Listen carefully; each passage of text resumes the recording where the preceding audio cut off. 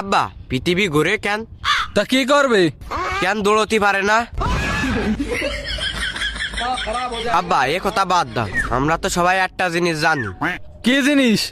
যে সূর্য পূবে ওঠে পশ্চিমে ডোবে। হ্যাঁ, এত সন্দেহের কি আছে? সন্দেহের কিছু নেই, কিন্তু আব্বা কি?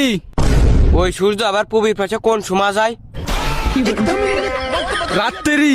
তা আব্বা রাত্রি তো সূর্য ওঠে না, তা ওরা কোন মুখ দিয়ে যায়? হ্যাঁ, জানি নে।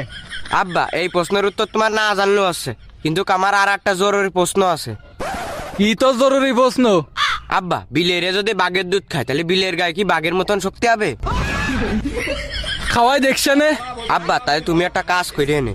কি কাজ? আমারে 1 কেজি বাঘের দুধ কিনে এনে দিয়ে নে।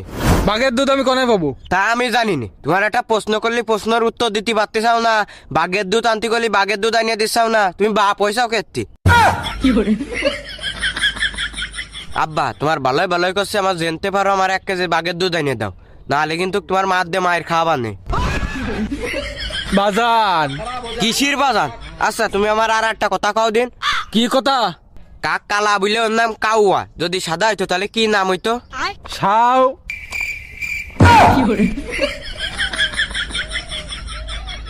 আব্বা রাগ করতে চাও? রাগ করতেছি না, রাগিয়ে যাচ্ছি। রাগলি রাগোগে, আমারে যদি বগো আমি বাড়ি যাই মারে কয়ে দিবানে।